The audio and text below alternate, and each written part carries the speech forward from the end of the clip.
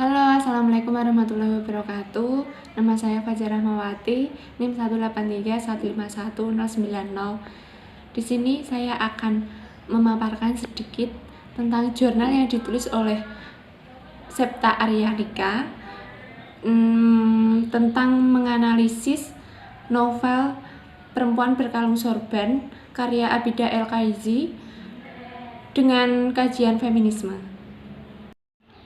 Tujuan yang ada dalam jurnal tersebut adalah 1. Mendeskripsikan feminisme dalam novel Perempuan Berkalung Sorban. Yang kedua, mengetahui kelompok feminisme dalam novel tersebut. Dalam penulisan jurnal, penulis menggunakan metode deskriptif kualitatif. Metode ini adalah mencari jawaban-jawaban yang benar. Selanjutnya adalah konsep feminisme. Feminisme dapat diartikan sebagai sudut pandang atau gaya hidup yang memiliki akar kehidupan yang berbeda dan berkembang. Selanjutnya yaitu pandangan feminisme. Dalam kajian jurnal tersebut, penulis membagi teori feminisme menjadi dua, yaitu 1. Feminisme liberal, 2. Feminisme radikal. Feminisme liberal yaitu teori feminisme yang berfokus kepada kesetaraan perempuan untuk mempertahankan hak-hak yang akan dipilih. Yang kedua yaitu feminisme radikal. Menurut kelompok ini, perempuan tidak boleh bergantung kepada laki-laki.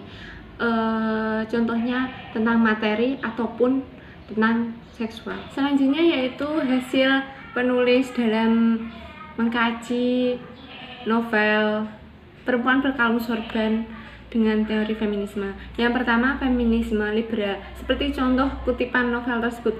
Aduh, oh begitu. Tidakkah ibu memberitahumu bahwa menunggang kuda hanya layak dipelajari oleh Reza atau Wildan? Anda tahu mengapa? Karena kamu seorang gadis, Nisa. Tidak pantas gadis itu menunggang kuda. Yang kedua yaitu, hei Nisa, orang yang malas tidak perlu iri, apalagi kamu wanita. Nisa, perempuan memiliki tugas untuk mengurus rumah tangga. Itu baik untuk masa depan kamu, Nisa. Yang ketiga yaitu, tapi gadis-gadis itu tidak perlu belajar sampai sekolah menengah. Itu cukup jika sudah membaca dan hatam Al-Quran. Mereka telah bergabung dengan Holi Kuning Buku.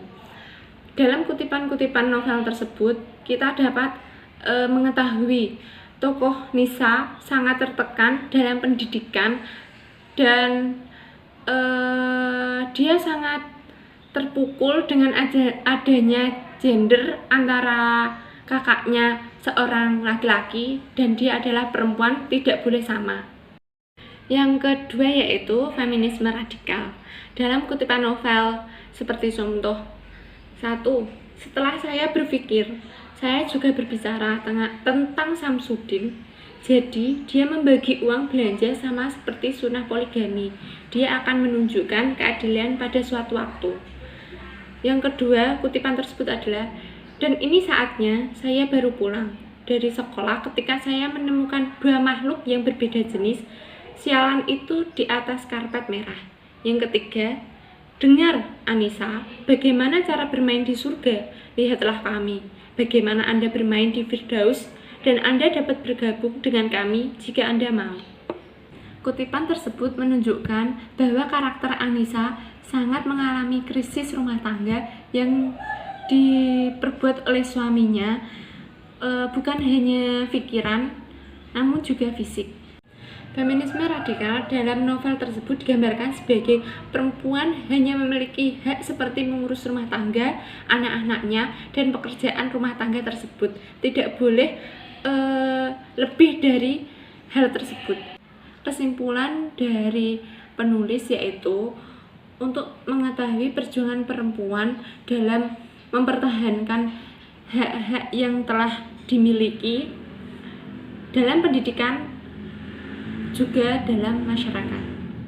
Selain itu, tujuan penulis dalam novel tersebut adalah memberitahu tokoh Anissa bahwa tubuhmu adalah milikmu, tidak ada yang bisa mendominasi tubuhmu sendiri, walaupun itu adalah suamimu.